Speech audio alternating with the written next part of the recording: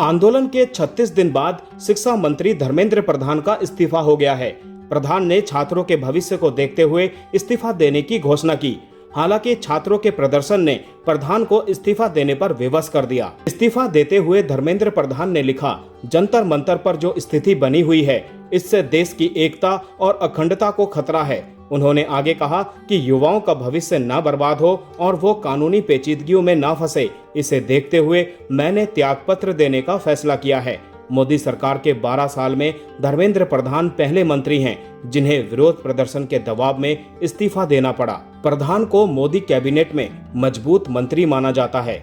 2014 से प्रधान सरकार में मंत्री थे। शिक्षा से पहले प्रधान पेट्रोलियम और इस्पात जैसे अहम विभागों के मंत्री थे। हालांकि नीट पेपर लीक विवाद के बाद कैबिनेट में उनकी स्थिति कमजोर हुई और आखिर में उन्हें कुर्सी छोड़नी पड़ी। जंतर मंतर पर प्रदर्शन का नेतृत्व कर रही कॉकरोच जनता पार्टी धर्मेंद्र प्रधान के इस्तीफे पर अड़ गई थी। शुक्रवार को सीजेपी की तरफ से सौरभ दास और आशुतोष रांका केंद्र सरकार के मंत्री जेपी नड्डा और जितेंद्र सिंह से बातचीत के लिए पहुंचे थे।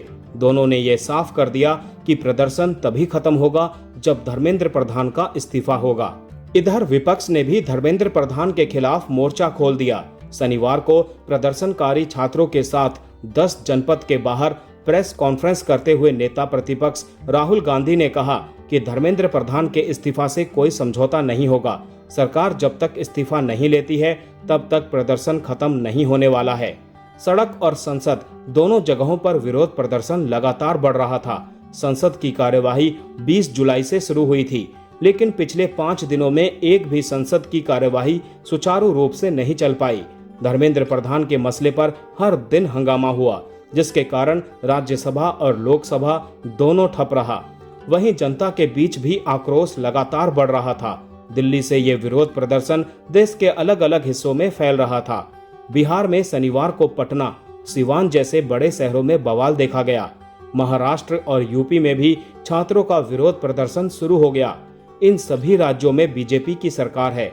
ऐसे में केंद्र सरकार कोई रिस्क लेने के मूड में नहीं थी। 3 मई को नीट का पेपर लीक हुआ था। इस विवाद को धर्मेंद्र प्रधान ठीक से संभाल नहीं पाए। शुरुआत में सरकार के स्तर पर विरोध प्रदर्शन को इग्नोर किया गया। बाद में जब बवाल बढ़ा तो खुद प्रधानमंत्री नरेंद्र मोदी को डैमेज कंट्रोल के लिए आगे आना पड़ा। मोदी ने सख्त कानून बनाने की घोषणा की।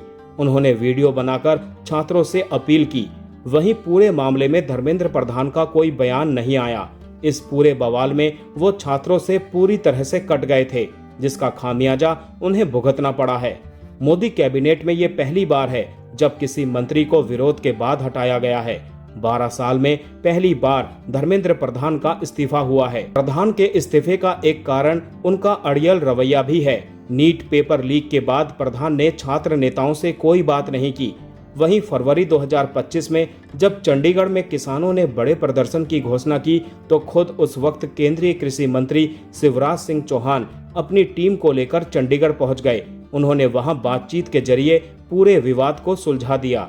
2024 में भी नीट का पेपर लीक हुआ था। उस वक्त भी धर्मेंद्र प्रधान शिक्षा मंत्री थे। सरकार ने पेपर लीक की घोषणा की। इसरो के वैज्ञानिक राधाकृष्ण की अध्यक्षता में कमेटी बनाई गई। कमेटी का काम सुझाव देना था जिससे पेपर लीक को रोका जा सके। राधाकृष्णन कमेटी ने पेपर लीक रोकने के लिए अपना सुझाव दे दिया, लेकिन इसे पूर्ण रूप से अमल में नहीं लाया गया। इसके अलावा NTA यानी नेशनल टेस्टिंग एजेंसी की लापरवाही का ठीकरा भी प्रधान पर फूटा। आखिर में उन्हें अपने पद से इस्तीफा देना पड़ा।